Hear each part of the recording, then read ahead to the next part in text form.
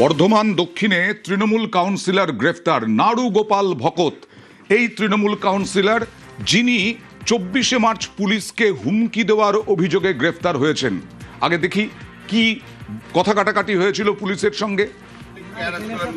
আপনি বলুন কাকে মেরেছে দেখান, ইনজোর দেখান। নির্বাচন কমিশনকে কমপ্লেন করেছে, সেখান থেকে আমাদেরকে পাঠিয়েছে। শুধু আমরা কেন, সিভিল সেক্টর এসেছি, পারি না। আর আসুক না, দাদা তারা তো আসবে। আপনি আমাকে অ্যারেস্ট করুন না, আমি তো দাঁড়িয়ে আছি। অ্যারেস্ট করুন না, ওনার সঙ্গে কেন যাবে? কারোর বাড়িতে কেউ লাথি আপনি মারেন? দেখেছেন লাঠি মেরেছে? আমি তো নিজে এসেছি, নিজে এসে দেখেছি। আমরা কেন লাথি মারতে যাবো? আপনারা লাঠি মেরেছেন আমাদের। কথা বলবো প্রতিনিধি শরদিন্দুর সঙ্গে। শরদিন্দু, কি অভিযোগ, কি বলেছিলেন 24শে মার্চ?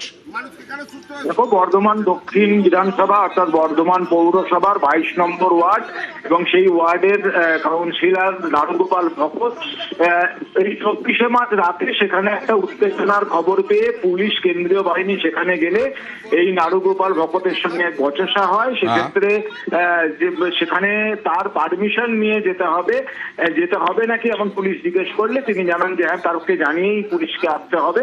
এইরকম একটা বচসার ঘটনা ঘটেছিল। কিন্তু দেখা যাচ্ছে তাকে কেন্দ্রীয় পুলিশ ও কেন্দ্রীয় বাহিনীর ওপর হামলা, সরকারি সম্পত্তি নষ্ট, মডেল কোড অফ কন্ডাক্ট অমান্য করার অভিযোগ আনা হয়েছে তার বিরুদ্ধে এবং সেই অভিযোগের ভিত্তিতে তাকে গ্রেফতার করে কোর্টে তোলা হয়েছে। এবং এই ঘটনায় স্বাভাবিকভাবেই রাজনৈতিক চাপানোতর তুঙ্গে তৃণমূলের বক্তব্য যে ভিত্তিহীন অভিযোগে এই কাউন্সিলরকে গ্রেফতার করা হয়েছে। অন্যদিকে বিজেপির বক্তব্য যে আইনের শাসন বলবৎ করার জন্যই ওই কাউন্সিলরকে গ্রেফতার করা হয়েছে, কারণ তিনি পুলিশকে ধমকে দাদাগিরি করেছিলেন এলাকায়। সেই কারণেই তাকে গ্রেফতার করা হয়েছে। বেশ।